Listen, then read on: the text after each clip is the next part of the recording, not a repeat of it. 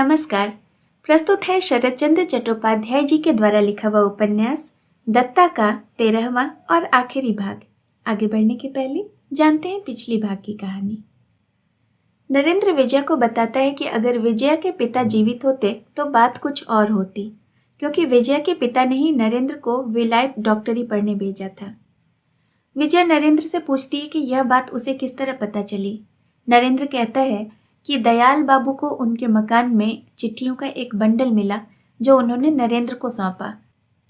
नरेंद्र को उन्हीं चिट्ठियों से ये बातें पता चली और उसी चिट्ठी में यह भी लिखा था कि नरेंद्र भी मेरा बेटा है, यह मकान मैंने उसे दहेज में दे दिया। विजय कहती है कि अगर ये उसके पिता की इच्छा थी तो वह यह मकान नहीं लेगी। नरेंद्र कहता है कि उसे भी इस घर की कोई ज़रूरत नहीं, वह एक शुभ कार्य में उपयोग हो रहा है और वो उससे बहुत खुश है। विजय कहती है कि नहीं हो तो वो उसका दाम ले ले। इस पर नरेंद्र मुस्कुराकर कहता है कि क्या वो उसकी गरीबी का मजाक उड़ा रही है। विजय पूछती है कि पिताजी ने आपको और क्या क्या दिया।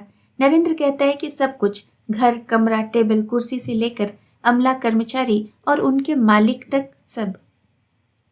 रास बिहारी परेश से विजय और नरेंद्र के बीच में क्या क्या बातें हुई ये जानने की जासूसी करते हैं, जिसे विजय पकड़ लेती है और रास बिहारी की अच्छी खबर लेती है। वो उससे कहती है कि वो उसका विश्वास नहीं करते, मेरे पैसे से ही मेरे ऊपर खुफिया नियुक्त कर रखा है। विजया को रास बिहारी की सारी चाल समझ में आ जाती है। दोनों के बीच बहस होती है। रास बिहारी भी विजया को उसके और नरेंद्र के संबंध में खूब खरी खोटी सुना देता है। दिन बीतते हैं और घर में विवाह की तैयारियां शुरू हो जाती हैं। विजया के पास सिर्फ दयाल बाबू का सहारा है। वो चाहती है कि किसी तरह दयाल उसके मन की भावनाओं को समझ जाए। अब सुनते हैं आगे की कहानी। दोस्तों, अगर ये कहानी आपको पसंद आ रही हो तो आप मेरे चैनल को ज़रूर सब्सक्राइब करें।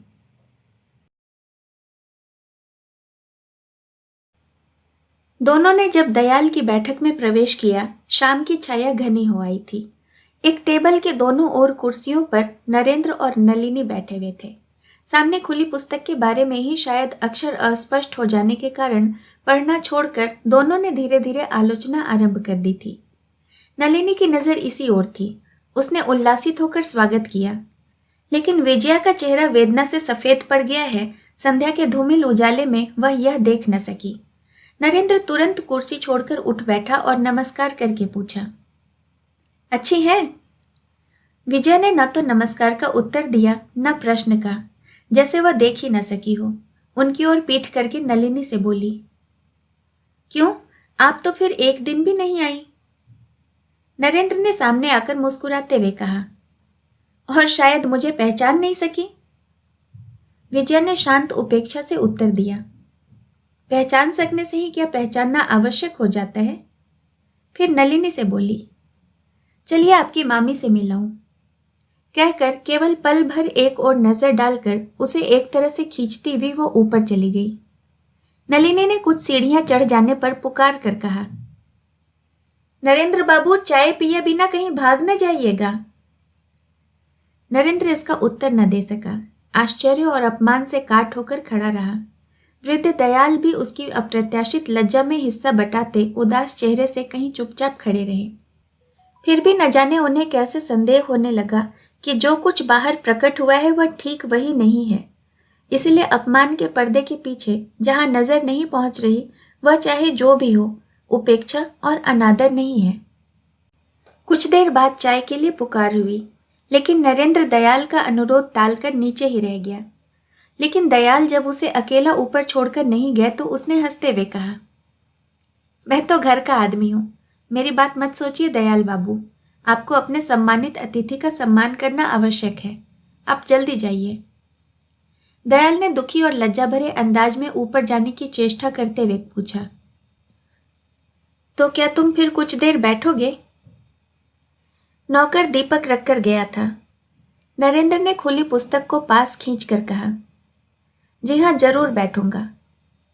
लगभग आधे घंटे बाद तीनों नीचे उतर आए। नरेंद्र पुस्तक रखकर खड़ा हो गया। आज उसके चले जाने पर शायद वे लोग आराम अनुभव करते, क्योंकि उसके इस प्रकार अकेले प्रतीक्षा करते रहने के कारण सभी को जैसे लज्जा और संकोच का कोड़ा मार दिया। नलिनी ने लजीले मीठे स्वर में कहा, आपकी चाय नीचे लाने के लिए कह दिया है, अभी आई जाती है नरेंद्र बाबू। लेकिन विजया उससे कुछ बोले बिना, यहाँ तक कि उस पर नजर डाले बिना ही धीरे धीरे बाहर निकल गई। कन्हैया सिंह दरवाजे के पास ही बैठा था, लाठी लेकर खड़ा हुआ। विजया ने बाहर आकर देखा, आकाश में चंद्रमा ठीक सामने निकल आया है। उसे ऐसा लगा जैसे उसे पैरों के नीचे की दूब से लेकर पास दूर तक का कुछ भी दिखाई नहीं दे रहा है। आकाश, मैदान, गांव के पीछे की वन रेखा, नदी, जल सभी खामोश चांदनी में उदास और मौन खड़े हैं। किसी के साथ किसी का संबंध नहीं है, किसी का परिचय नहीं है। कोई नींद में ही स्वतंत्र विश्व से तोड़कर इन्हें जहां तहां फेंक गया है और अब नींद टूटने पर वे एक दूसरे के अपरिचित चेहरे की ओर अवाक होकर ताक रहे हैं। चलते चलते उसकी आंखों से अविरल अश्रु प्रवाहित हो उठे। उन्हें बार बार पोंछते हुए वह मन ही मन कह उठती, नहीं, अब और नहीं सह सकती, अब और बर्दाश्त नहीं कर सकती। घर आते ही समाचार मिला कि रास बिहारी न जाने किस लिए शाम से ही बाहर की बैठक में बैठे प्रतीक्षा कर रहे हैं। सुनते ही मन कड़वाहट से भर गया। कुछ न कहकर ऊपर कमरे में चली गई, लेकिन वह जानती थी कि भले ही कितनी देर क्यों न हो जाए, इस व्यक्ति का धीरज समाप्त नहीं होगा। जब वह प्रतीक्षा कर रहे हैं तो भले ही कितनी रात हो जाए, बिना मिले टलेंगे नहीं। थोड़ी देर बाद परेश ने दरवाजे पर खड़े होकर बताया, बड़े बाबू आ रहे हैं। फिर उनकी चट्टियों और छड़ी की आवाज सुनाई दी। विजय ने कहा, आइए। कमरे में आकर कुर्सी पर बैठकर रास बिहारी बोले, मैं इसी से इन लोगों से कह रहा था कि इतने नौकर चाकरों में से किसी को भी नहीं सूझा कि लालटेन लेकर जाए। दयाल को भी सोचना चाहिए था कि मैदान में केवल चांदनी के उजाले पर निर्भर न रहकर लालटेन भेज देना चाहिए। इसीलिए सोचता हूं कि भगवान, इस संसार में तुमने अपने पराये में कितना भेद रखा है। विजय चुप बैठी रही। तब रास बिहारी ने जेब से एक कागज निकाल कर कहा, जो कुछ करना चाहिए मैंने कर दिया है, केवल उन्हें अपना नाम लिखना है बेटी, इसे कल ही भेज देना चाहिए। और कागज विजय के हाथ में दे दिया। विजय ने देखते ही समझ लिया कि यह उनके ब्रह्म विवाह के कानून के अनुसार रजिस्ट्री करने का दस्तावेज है। छपी हुई और हाथ की लिखाई को आरंभ से अंत तक 2-3 बार पढ़कर उसने मुंह उठाया। अधिक समय नहीं बीता था, लेकिन इतने में ही उसके मन में एक महान परिवर्तन हो गया था। उसकी वेदना अचानक ही घोर उदासीनता और अपार वितृष्णा में बदल गई। उसने सोचा, संसार के सभी पुरुष एक ही सांचे में ढले हैं। रास बिहारी, दयाल, विलास, नरेंद्र, किसी में भी कोई भेद नहीं है।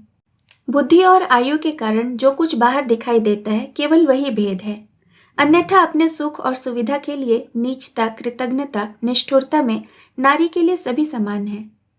आज दयाल का आचरण ही उसे सबसे अधिक खटका था। न जाने क्यों उसे निश्चित विश्वास हो गया था कि उसकी कामना को वह जानते थे।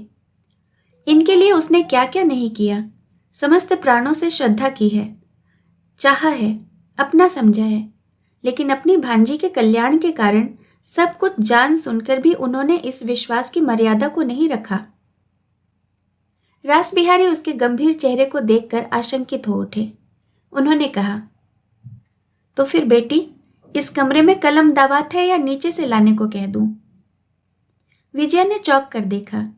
अतीत की घिनौनी यादों पर उसके विचारों की डोरी ने धीरे धीरे एक सूक्ष्म जाल बुनना आरंभ किया ही था कि स्वार्थ के इस अंधे बूढ़े की निष्ठुरता, व्यग्रता ने छुरी की तरह उसे पल भर में छिन्न भिन्न कर डाला। विजय मरने के लिए तैयार व्यक्ति की तरह निर्दयी हो उठी। बोली, काका जी, क्या आपकी राय है कि पाप भले कितना ही बड़ा क्यों न हो, धन के नीचे दब सकता है? रास बिहारी ने ठीक ढंग से प्रश्न का अभिप्राय न समझकर सिट पिटा कर कहा, क्यों बेटी, क्यों? विजय अडिग और दृढ़ स्वर में बोली, नहीं तो मेरे इतने बड़े पाप की उपेक्षा करके आप मुझे क्यों ग्रहण करना चाहते हैं? रास बिहारी लज्जा से व्याकुल हो उठे, हतबुद्धि होकर बोले, झूठी बात है, बड़े से बड़ा दुश्मन भी तुम पर अंगुली नहीं उठा सकता है बेटी। विजया ने कहा, दुश्मन शायद न उठा सके, लेकिन मैं पूछती हूं कि क्या विलास बाबू मुझे श्रद्धा की दृष्टि से देखेंगे? रास बिहारी ने कहा, श्रद्धा से नहीं देख सकेगा विलास? अच्छा कहकर वह ऊंची आवाज में पुकारने लगे, विलास, विलास। विलास कहीं पास ही प्रतीक्षा कर रहा था, अंदर आ गया। रास बिहारी ने कहा, सुनो विलास, हमारी विजया बेटी कह रही है कि क्या तुम इन्हें श्रद्धा की दृष्टि से देख सकोगे? सुनो जरा। लेकिन विलास एकदम कोई उत्तर न दे सका। इस तरह देखता रहा जैसे प्रश्न समझ में ही न आया हो। विजया ने कहा, उस दिन काका जी घर के नौकर चाकरों से पूछताछ करके मुझे बोलते थे कि मैं बहुत रात गए एकांत में नरेंद्र बाबू से आमोद प्रमोद करके भी तृप्त नहीं हुई। अंत में वो ट्रेन में न पाने के बहाने रात यहीं बिताकर सवेरे गए। ऐसी स्थिति में शेष शब्द रास बिहारी की ऊंची आवाज के नीचे दब गए। वो बार बार कहने लगे, अरे कभी नहीं, यह असंभव है, एकदम झूठ है। विलास का मुंह काला पड़ गया। उसने कहा, नहीं, मैंने नहीं सुना। रास बिहारी फिर चिल्लाने लगे, तुम कैसे सुनोगे विलास, यह भयानक झूठ है। इसीलिए मैं इस साले दरबान को, तुम देखो तो, और उस छोकरे परेश को कैसा दंड देता हूं मैं। विलास ने कहा, सारी धरती के लोग अगर इस बात की गवाही दे तो भी मैं विश्वास न करता। विजया ने दृढ़ता से पूछा, न करते? क्या मेरी संपत्ति के कारण? रास बिहारी ने इस बात का सूत्र पकड़कर फिर बकना आरंभ कर दिया, लेकिन लड़के का मुंह देखकर वो एकदम चुप हो गए। विलास की दोनों आंखें चमक उठी, लेकिन आवाज में उत्तेजना या नम्रता नहीं दिखाई दी। शांत संयत स्वर में उत्तर दिया, नहीं, तुम्हारी संपत्ति का मुझे जरा भी लोभ नहीं है। कमरे में गहरा सन्नाटा छा गया। कुछ देर बाद उस सन्नाटे को भंग करते हुए विलास ने कहा, विजया, बाबूजी कुछ भी करें, कुछ भी बोलें, हम लोग उन्हें समझ सके या न समझ सके, लेकिन यह बात हमें नहीं भूलनी चाहिए कि जिन्होंने ब्रह्म पद में आत्मसमर्पण किया है वह कभी अन्याय नहीं कर सकते। तुम्हारे सिवाय तुम्हारी संपत्ति का हम लोगों को रत्ती भर भी लोभ नहीं है। विजय ने विलास के चेहरे पर नजरें गड़ाकर पूछा, सच बोलते हो? विलास ने आगे बढ़कर विजया का दायां हाथ अपने हाथ में लेकर कहा, हमारे अंदर यदि कोई सत्य है तो आज मैं तुमसे सत्य ही कह रहा हूं। विजय ने पल भर बाद धीरे से हाथ छुड़ा लिया और मेज पर से कलम उठा ली। फिर दूसरे ही क्षण बड़े बड़े अक्षरों में दस्तखत करके कागज रास बिहारी की ओर बढ़ा दिया। यह लीजिए। रास बिहारी ने दस्तावेज मोड़कर जेब में रखा और बनमाली के शोक में ढेर सारे आंसू बहाकर निराकार परब्रह्म की असीम करुणा का गुणगान करते हुए कहा, रात हो रही है। और वो चले गए।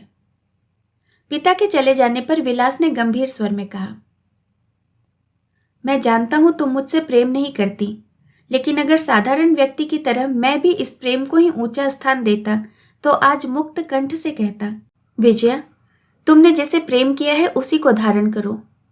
मुझ में यह शक्ति, यह उदारता और त्याग है। पिताजी से मैंने अब तक झूठी शिक्षा नहीं पाई है। पल भर चुप रहकर वह फिर कहने लगा, लेकिन यह सकाम रूप तृष्णा जिसे प्रेम समझकर मनुष्य भूल किया करता है, क्या ब्रह्म कुमार कुमारी के विवाह का चरम लक्ष्य है? नहीं, यह किसी भी प्रकार नहीं हो सकता। इसका उद्देश्य विराट है।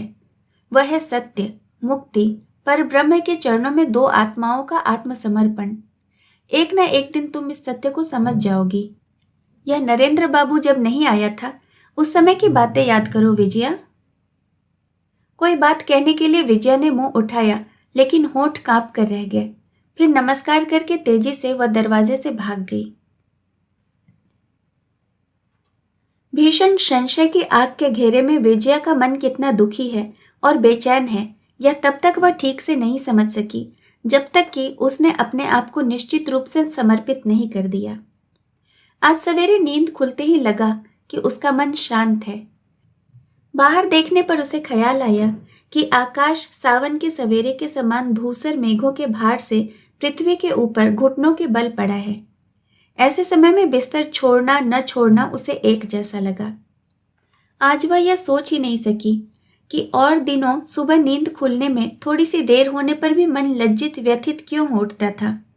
क्यों लगता था कि बहुत समय बर्बाद हो गया।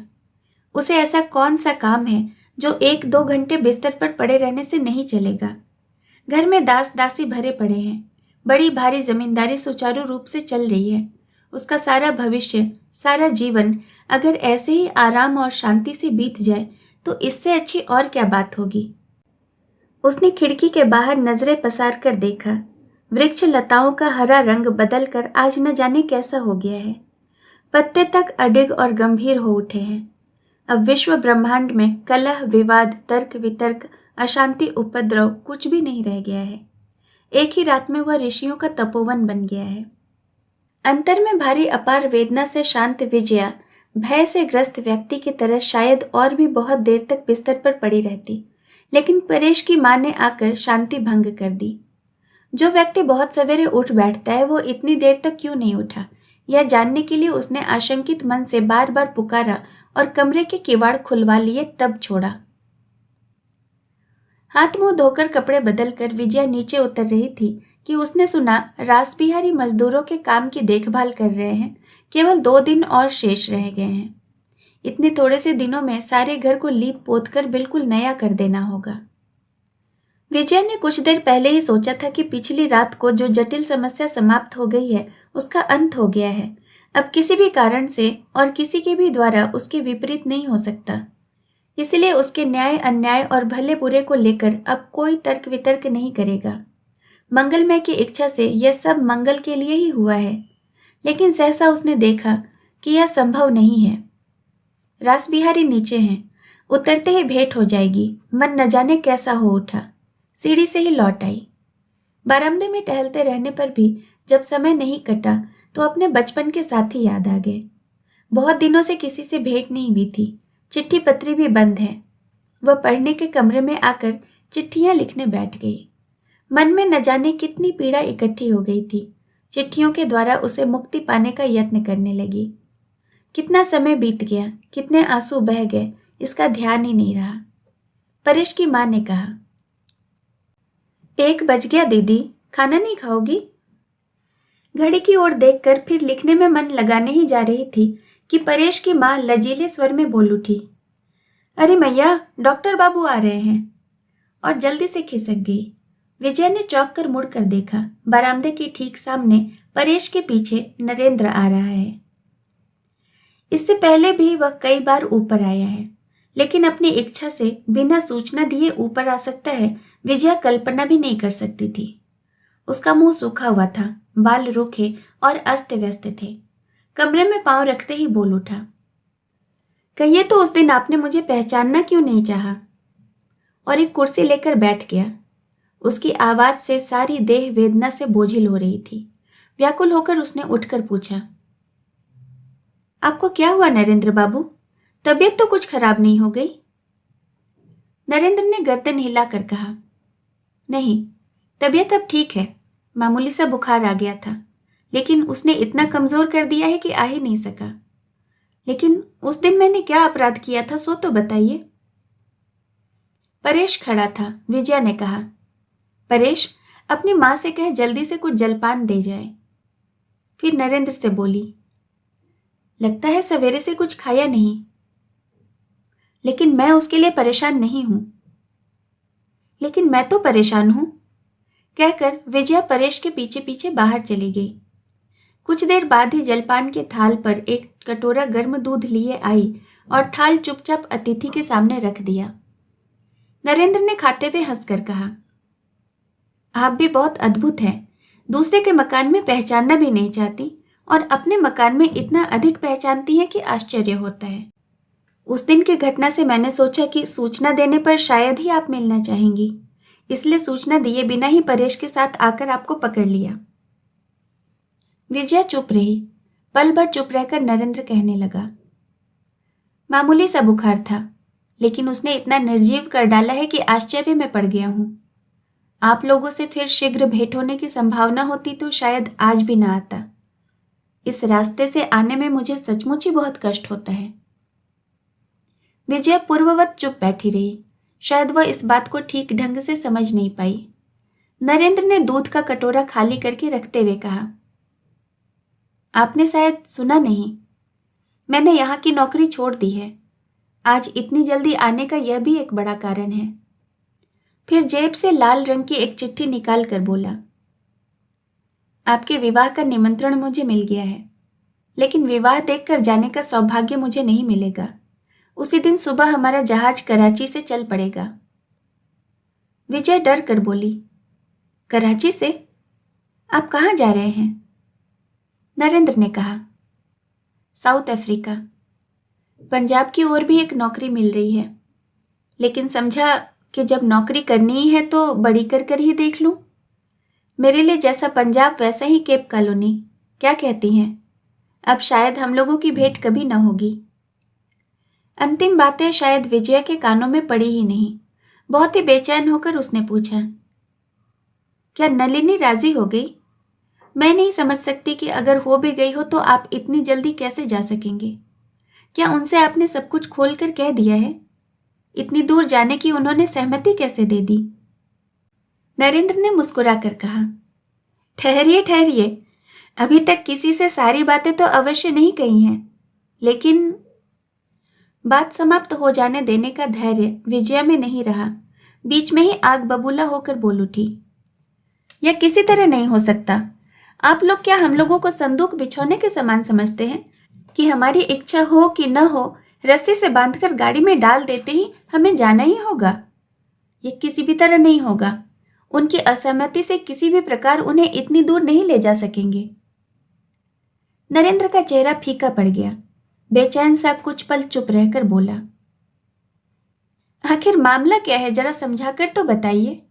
यहाँ आने से पहले दयाल बाबू से भेंट हुई थी, वह भी सुनकर चौंक उठे थे और उन्होंने भी इसी प्रकार की कोई आपत्ति उठाई जिसे मैं समझ नहीं पाया। इतने लोगों के बीच नलिनी की हाँ ना पर मेरा जाना न जाना कैसे निर्भर करता है, और वह भला बाधा क्यों डालेगी? मेरे लिए यह सब एक तरह की पहेली है। क्या बात है, मुझे खोलकर तो बताइए। विजय ने टकटकी बांधकर पल भर नरेंद्र की ओर देखने के बाद धीरे से कहा, उनके साथ क्या आपने विवाह का प्रस्ताव नहीं किया है? नरेंद्र एकदम जैसे आकाश से गिर पड़ा। उसने कहा, नहीं, किसी दिन नहीं। सहसा रक्त की आभा से विजया का सारा चेहरा रक्त भाव हो उठा, लेकिन जल्दी से अपने आप को संभाल कर बोली, नहीं किया, लेकिन करना क्या उचित नहीं था? आपकी भावनाएं तो किसी से छिपी नहीं है। नरेंद्र पल भर आश्चर्यचकित बैठा रहा, फिर बोला, मैं सोच रहा हूं कि यह अनिष्ट किसके द्वारा हुआ। उनके अपने द्वारा तो नहीं हुआ, क्योंकि वह पहले से जानती थी कि यह असंभव है। लेकिन असंभव क्यों है? सो रहने दीजिए। लेकिन एक कारण तो यह है कि मैं हिंदू हूं और वह ब्रह्म है। इसके अतिरिक्त हम लोगों की जाति भी एक नहीं है। विजय ने उदास होकर पूछा, क्या आप जाति मानते हैं? नरेंद्र ने कहा, मानता क्यों नहीं? हिंदू समाज में जाति भेद है। एक जाति वाले के साथ दूसरे जाति वाले का विवाह नहीं होता। यह क्या आप नहीं मानती? मानती हूं, लेकिन अच्छा समझकर नहीं मानती। आप पढ़े लिखे होकर इसे अच्छा कैसे मानते हैं? नरेंद्र हंसकर बोला, डॉक्टरों की बुद्धि कुछ मटमैली सी होती है, विशेष रूप से मेरे जैसे लोगों की, जो माइक्रोस्कोप के द्वारा जीवाणुओं जैसी तुच्छ वस्तु को लेकर ही समय बिताते हैं। इसलिए इस मामले में मुझे न हो तो क्षमा ही कर दिया जाए। विजय ने समझा नरेंद्र ने जाति भेद के भले बुरे का प्रश्न चतुराई से टाल दिया है। रूखे मुंह से बोली, अच्छा, दूसरी जाति की बात जाने दीजिए, लेकिन जहां जाति एक है वहां भी क्या केवल एक अलग धर्म मत के कारण आप विवाह को असंभव कहना चाहते हैं? आप काहे के हिंदू हैं? आप तो बहिष्कृत हैं। क्या आप समझते हैं कि आपके लिए भी कोई ब्रह्म कुमारी विवाह के योग्य नहीं है? इतना अहंकार आपको क्यों है? और अगर आपका सच्चा मत है तो यह बात आपने पहले ही क्यों नहीं कह दी? बोलते बोलते उसकी आंखें छलक उठी। आंसू छिपाने के लिए उसने तुरंत मुंह फिरा लिया, लेकिन नरेंद्र की नजरों को धोखा न दे सकी। आश्चर्य में पड़कर उसने पूछा, लेकिन आप जो कह रही हैं वह तो मेरा मत नहीं है। विजय मुंह फिराए बिना रुंधे गले से बोली, निश्चय ही यही आपका सच्चा मत है। नरेंद्र ने कहा, नहीं, यदि आप मेरी परीक्षा लेती तो जान जाती कि यह मेरा सच्चा ही क्यों, झूठा मत भी नहीं है। उसके सिवाय नलिनी की बात को लेकर आप बेकार ही दुखी हो रही हैं। मैं जानता हूं कि उनका मन कहाँ बंधा है, और वह यह भी जानती है कि मैं पृथ्वी के दूसरे छोर पर क्यों भाग रहा हूं। इसलिए मेरे जाने का प्रश्न लेकर आप व्यर्थ में दुखी न हो। विजया ने बिजली की तेजी से फिर कर कहा, क्या आप समझते हैं कि उनका मत होने से ही आप जहां चाहें वहां जा सकते हैं? नरेंद्र के हृदय में ये बातें बिजली की रेखा के समान कांप उठी, लेकिन तभी उसकी नजर टेबल पर पड़े निमंत्रण पत्र पर जा पड़ी। एक पल चुप बैठा रहा, फिर धीरे से बोला, यह ठीक है कि मैं आपकी सहमति न होने पर कुछ नहीं कर सकता, लेकिन आप तो मेरी सभी बातें जानती हैं। मेरे जीवन की साध भी छिपी नहीं है। विदेश में यह साध शायद कभी पूरी हो जाए, लेकिन इस देश में इतने बड़े निकम्मे दीन दरिद्र के रहने का कोई लाभ या हानि नहीं होगा। मेरे जाने में बाधा मत डालिए। विजय बूझे मन से पल भर मौन रहकर धीरे से बोली, आप दीन दरिद्र नहीं हैं। आपके पास सब कुछ है। इच्छा करते ही जाने से सब वापस ले सकते हैं। इच्छा करते ही तो नहीं ले जा सकता, लेकिन यह मुझे याद है और हमेशा याद रहेगा कि आपने वह देना चाहा था। लेकिन देखिए, लेने का भी अधिकार होना चाहिए। वह अधिकार मुझे नहीं है। विजय ने उत्तर दिया, अधिकार क्यों नहीं है? संपत्ति मेरी नहीं, पिताजी की है। नहीं तो उस दिन उस पर दावा करने की बात आप मजाक में भी मुंह पर न ला पाते। अगर आपकी जगह मैं होती तो यही न रुक जाती। वह जो कुछ दे गए हैं उन सब पर जबरदस्ती दखल कर लेती, तिल भर भी न छोड़ती। नरेंद्र ने कुछ नहीं कहा। विजय चुपचाप आंखें झुकाए बैठी रही। लगभग 2 मिनट बीत गए। अचानक एक गहरी लंबी सांस की आवाज से चौंक कर विजय ने मुंह उठाते देखा, नरेंद्र का चेहरा न जाने कैसा हो गया है। विजय से आंखें मिलते ही एकदम बोल उठा, नलिनी ने ठीक ही समझा था विजया, लेकिन मैंने विश्वास नहीं किया था। मेरे समान इतने निकम्मे आदमी की कभी भी किसी को आवश्यकता हो सकती है, इसे मैंने असंभव समझा था और हंसकर उड़ा दिया था। लेकिन अगर तुम सचमुच ही यह असंगत विचार मन में ला रही हो, तो तुमने आदेश क्यों नहीं दिया? मेरे लिए इसका सपना देखना भी पागलपन था विजया। आज इतने दिनों बाद उसके मुंह से अपना नाम सुनकर विजया सिर से पांव तक सिहर उठी। मुंह पर जोर से आंचल दबाकर मचलती हुई रुलाई को रोकने लगी। नरेंद्र ने पैरों की आहट सुनकर पीछे की ओर मुंह फेरते ही देखा, दयाल कमरे में आ रहे हैं। दयाल ने दरवाजे पर खड़े होकर पल भर चुपचाप दोनों की ओर देखा, फिर धीरे धीरे विजया के पास आकर उसके सोफे के एक किनारे बैठ गए और माथे पर दाहिना हाथ धरकर मधुर स्वर में बोले, माँ। विजया को उनके आने का पता चल गया था।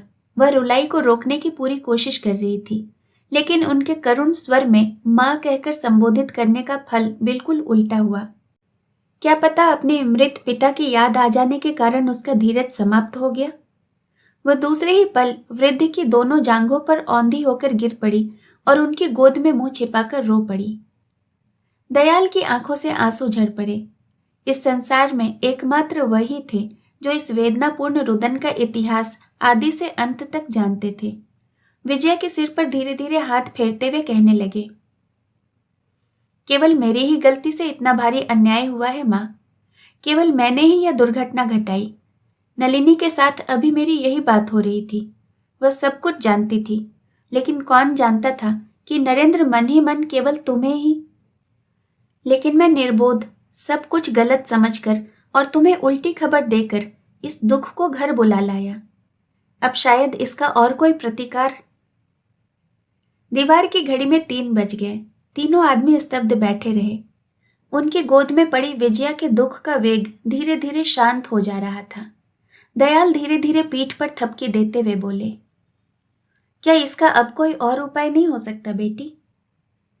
विजया रुंधे गले से बोली, नहीं नहीं, मृत्यु के अतिरिक्त मेरे लिए अब और कोई रास्ता नहीं है। दयाल ने कहा, लेकिन विजया ने जोर जोर से सिर हिलाते हुए कहा, नहीं नहीं, अब इसमें लेकिन के लिए कोई स्थान नहीं। मैंने वचन दिया है, अब मैं उसे नहीं तोड़ सकती दयाल बाबू। मेरे बिना। बोलते बोलते फिर उसका गला रुंध गया। दयाल के गले से भी कोई बात नहीं निकल सकी। चुपचाप धीरे धीरे उसके बालों में हाथ फेरने लगे। परेश की माँ ने बाहर से लड़के के द्वारा कहलाया, माँ जी 3 बज गए हैं। परंतु यह सुनकर दयाल बेचैन हो उठे और नहाने खाने के लिए प्यार से अनुरोध करके उसका मुंह ऊपर उठाने की कोशिश करने लगे। आंखें पोंछकर विजया उठ बैठी और किसी ओर देखे बिना सीधी बाहर चली गई। नरेंद्र, तुम्हारा भी तो स्नान भोजन अभी तक नहीं हुआ है? नहीं। नरेंद्र ने न जाने क्या सोचते सोचते मुंह उठाकर कहा। तो फिर मेरे साथ घर चलो। चलिए, कहकर वह उठ खड़ा हुआ और दयाल के साथ कमरे से निकल आया। उस दिन शाम को विवाहोत्सव के उपलक्ष्य में कई आवश्यक बातें कहकर पिता पुत्र रास बिहारी और विलास बिहारी चले गए। विजय अपने पढ़ने के कमरे में प्रवेश करते ही आश्चर्य में पड़ गई। दयाल ऐसे तन्मय होकर बैठे हैं कि किसी के आने की ओर उन्होंने ध्यान तक नहीं दिया। विजय नहीं जानती थी कि वे कब आए और कब से बैठे हैं, लेकिन उनकी तल्लीनता देखकर ध्यान भंग करके अपना कौतूहल शांत करने की इच्छा नहीं हुई। वह जैसे आई थी वैसे ही चुपचाप चली गई, लेकिन लगभग घंटे भर बाद आकर देखा तो वो उसी तरह बैठे हैं। तब वो धीरे से आकर खड़ी हो गई। दयाल ने चकित होकर कहा, तुम्हारी प्रतीक्षा कर रहा हूं मां। विजया ने मीठे स्वर में कहा, तो फिर बुलाया क्यों नहीं? तुम लोग बातें कर रहे थे इसीलिए मैंने विघ्न डालना ठीक नहीं समझा। कल दोपहर को हमारे यहाँ तुम्हारा निमंत्रण है। नहीं, यह किसी प्रकार नहीं होगा। कहीं ना कहकर विदा न कर दो, इसी भय से मैं खुद इतना रास्ता पैदल चलकर आया हूँ। लेकिन यह कहे देता हूँ कि दोपहर की धूप में पैदल नहीं जा सकोगी।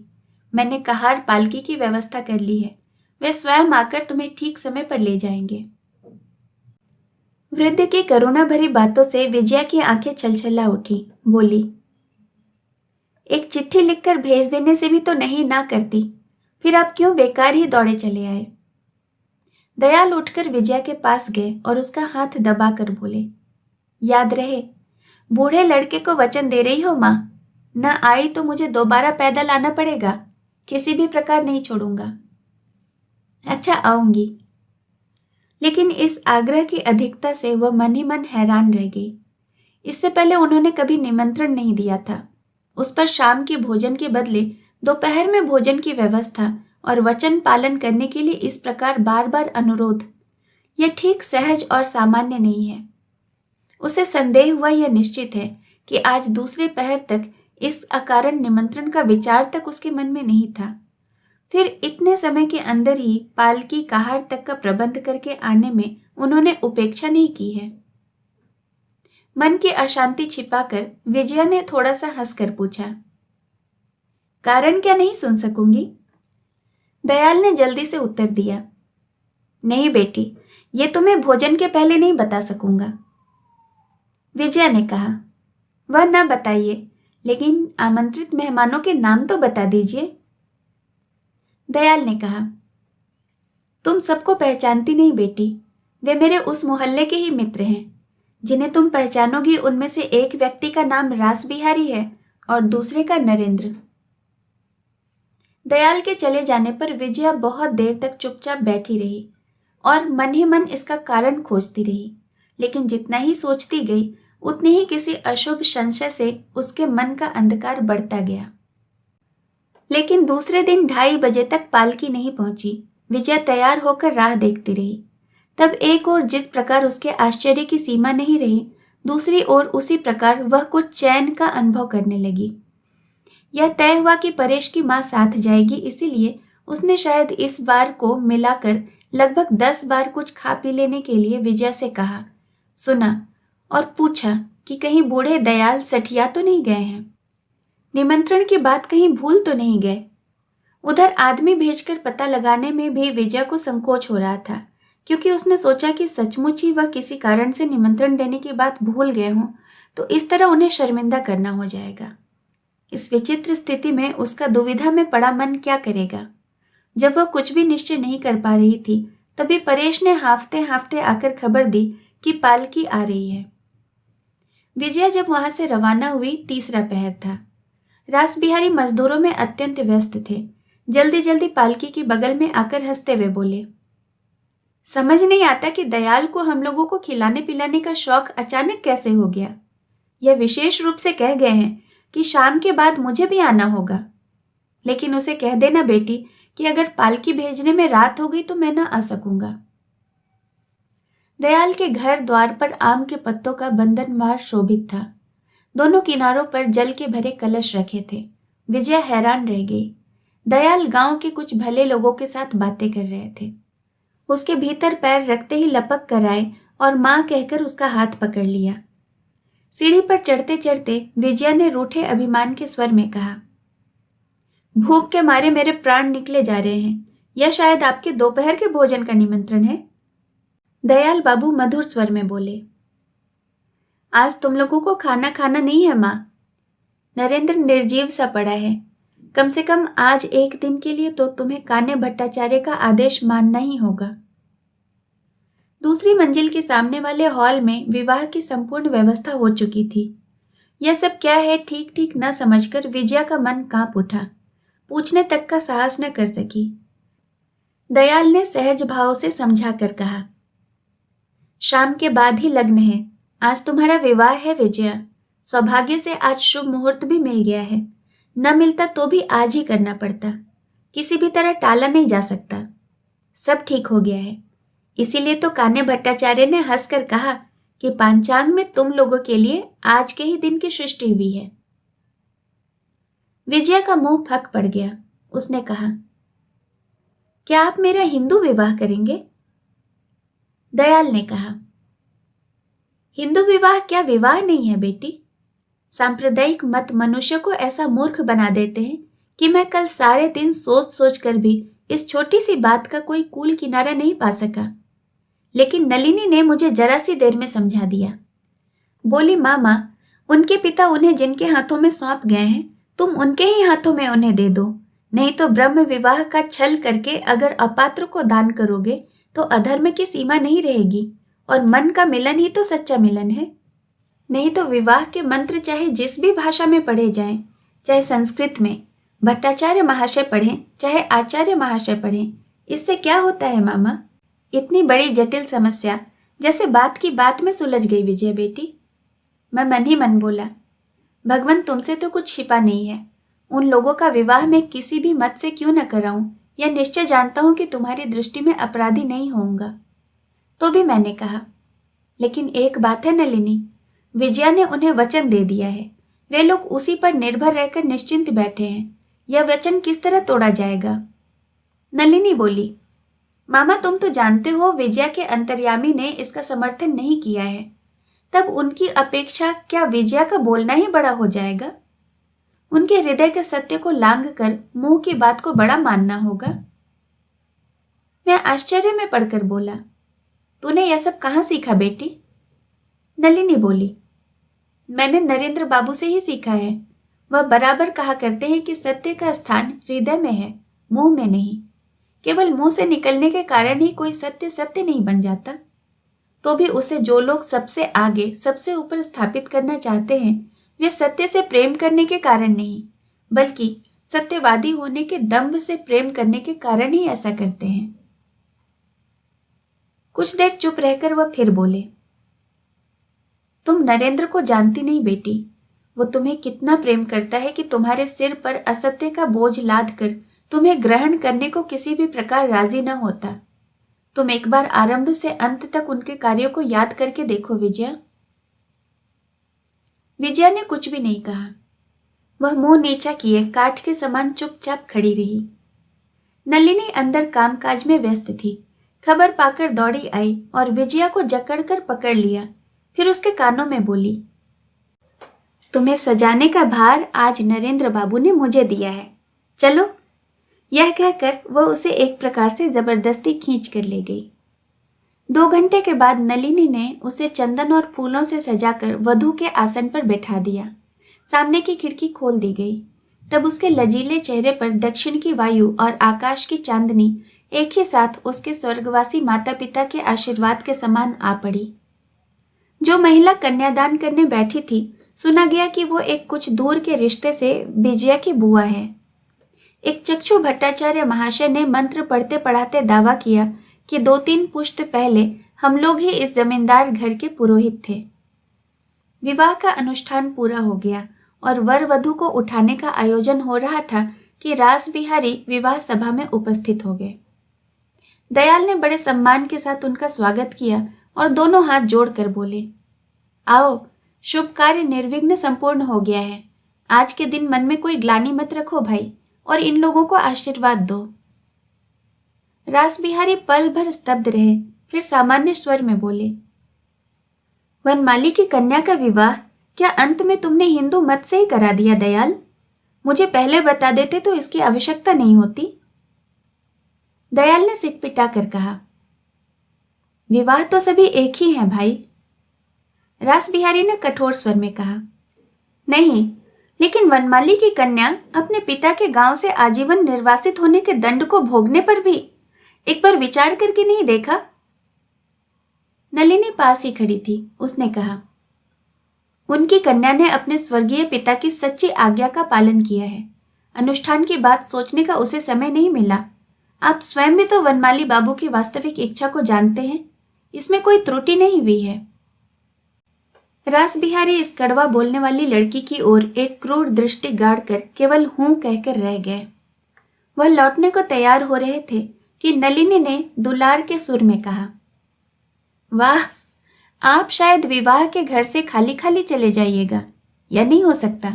आपको तो भोजन करके ही जाना होगा। मैंने मामा के द्वारा कितने आग्रह से आपको निमंत्रित करके बुलाया है। रास बिहारी के मुंह से एक शब्द भी नहीं निकला। उसकी ओर एक बार और जलती हुई नजरों से देखकर धीरे धीरे वह बाहर निकल गए। इस उपन्यास में अंत तक मेरे साथ बने रहने के लिए आप सबों का बहुत बहुत धन्यवाद। दोस्तों, अगर यह कहानी, यह उपन्यास और मेरा वाचन आपको पसंद आया हो तो मेरे चैनल को ज़रूर सब्सक्राइब कीजिएगा और साथ ही साथ इससे लगे बेल आइकन को भी प्रेस करें ताकि मेरे द्वारा अपलोड की गई सारी कहानियों का नोटिफिकेशन आपको मिलता रहे। जल्द मिलूंगी और भी अच्छी अच्छी कहानियों के साथ। नमस्कार।